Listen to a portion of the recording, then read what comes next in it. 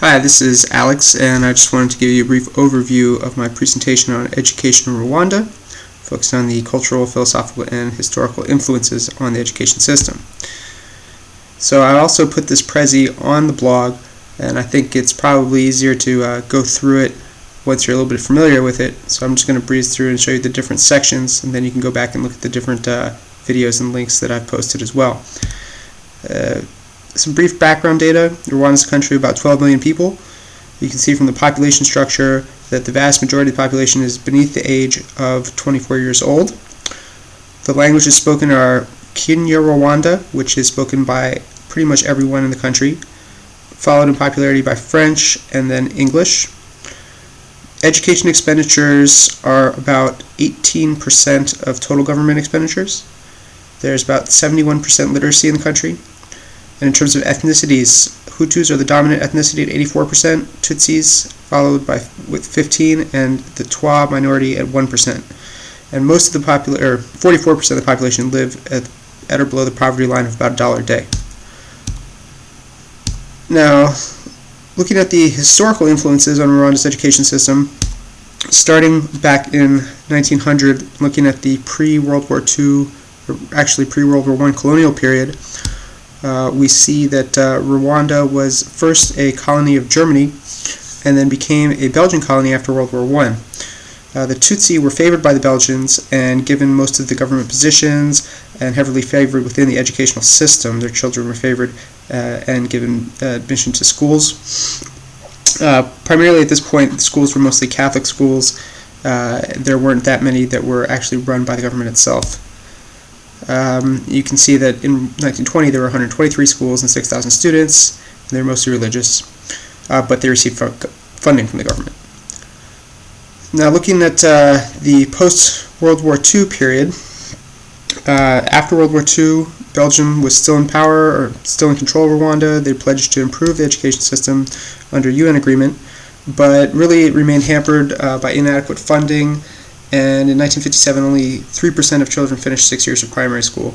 In 1960, there were no higher education institutions, and finally, in 1962, the country achieved independence, opened up their education system, and founded the National University of Rwanda. Now, jumping ahead to 1994, this period is probably one of the most well-known aspects of Rwandan history. It's the period leading up to and culminating in the Rwandan genocide. So from 1990 to 1994, there was a civil war between the party in power, which was a Hutu party, and an ousted Tutsi party that wanted to reclaim control of Rwanda, and was based in Uganda and fighting with the National Party in Rwanda. So on April 7th, 1994, the president of Rwanda was assassinated, and this gave license or impetus to the ruling party to launch a premeditated genocide of the Tutsi, which over the course of 100 days culminated about 800,000 deaths.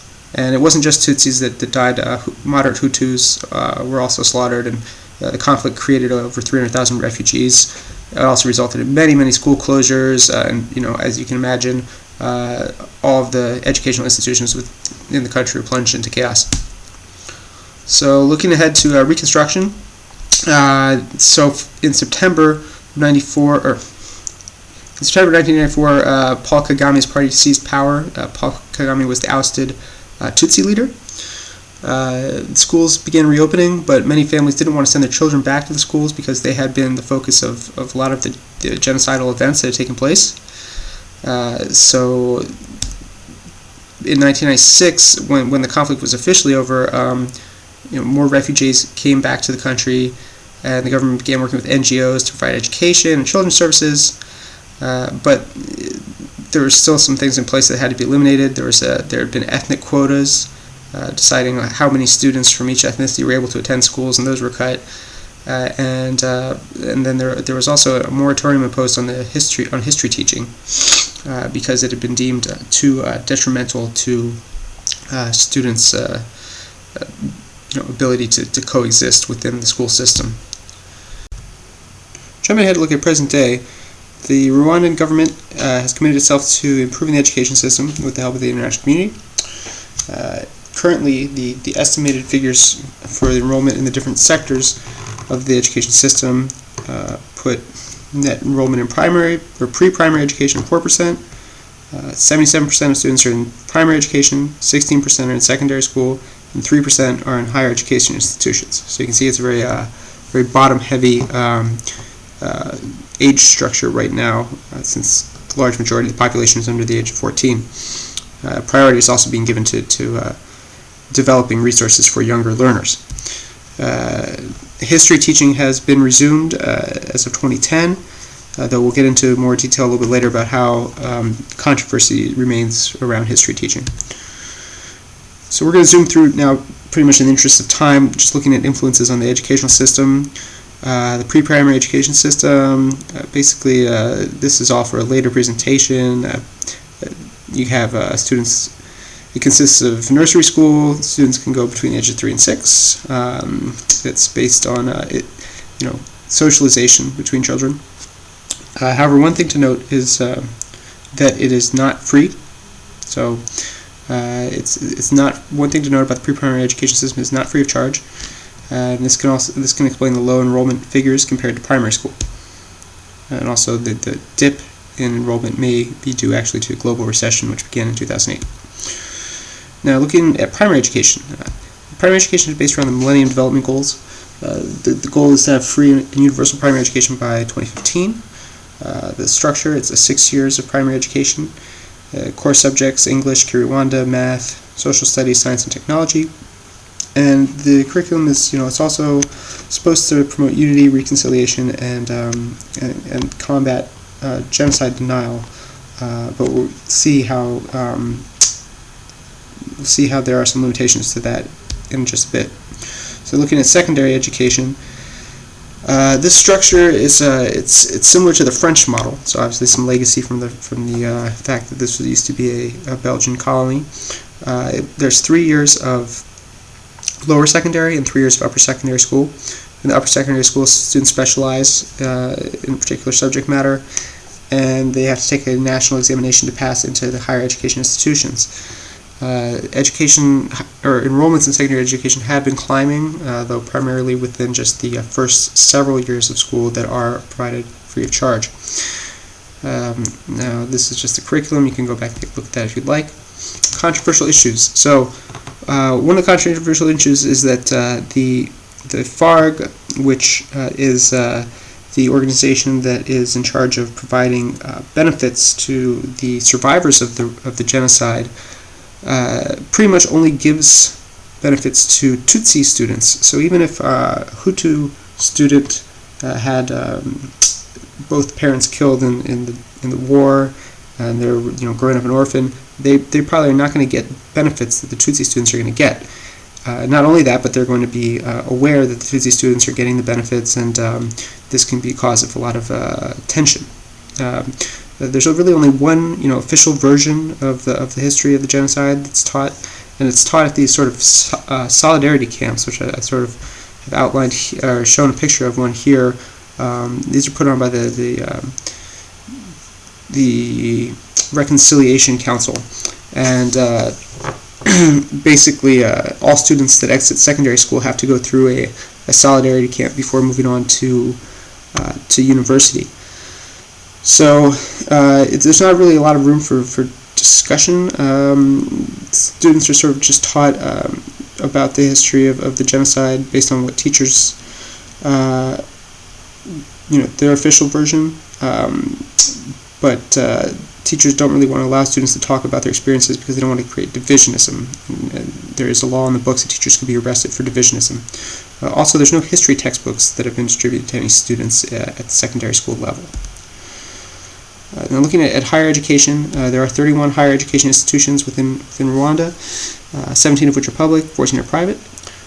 Public institutions actually tend to do better than private institutions and have a lower or a better student-teacher ratio.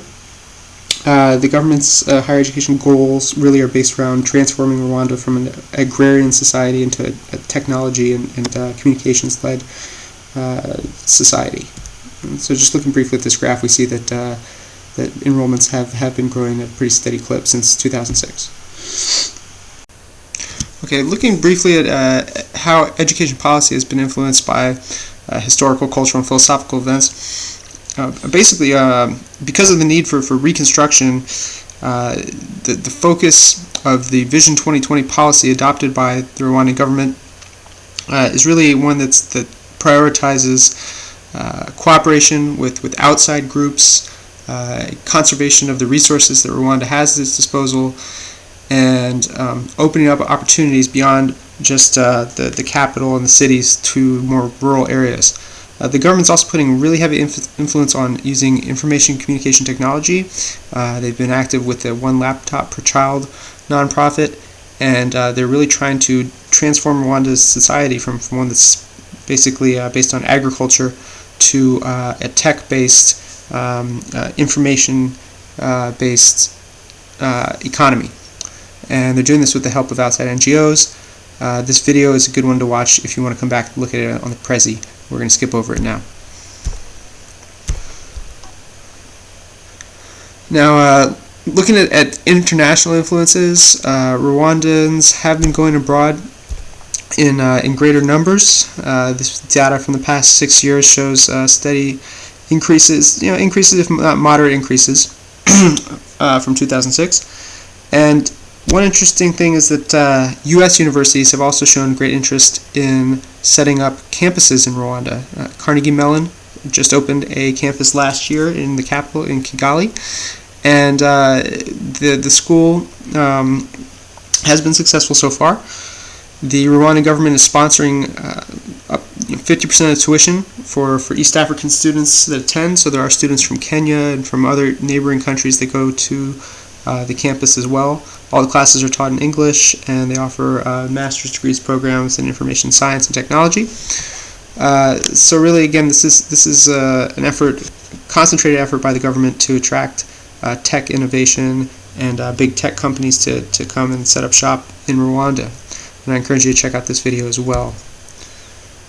All right, so the conclusions of my study show that the legacy of colonialism, ethnic conflict, and genocide really pervaded every aspect of Rwanda's education system. Rwanda has made great strides in providing universal access to education at the primary level. However, there's still a lot of work that needs to be done at secondary and especially at the university level. The unequal distribution of benefits at the secondary level needs to be addressed, especially when it comes to providing the assistance and the scholarships to to victims of the genocide.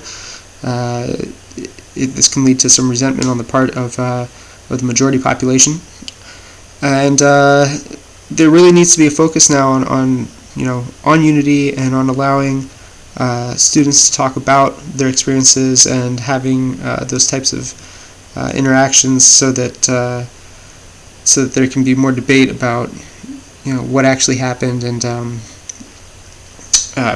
be more healing. Now, if you want to see my works cited, there you go. Hopefully you enjoyed the presentation, and please let me know what you thought on my blog. Thanks.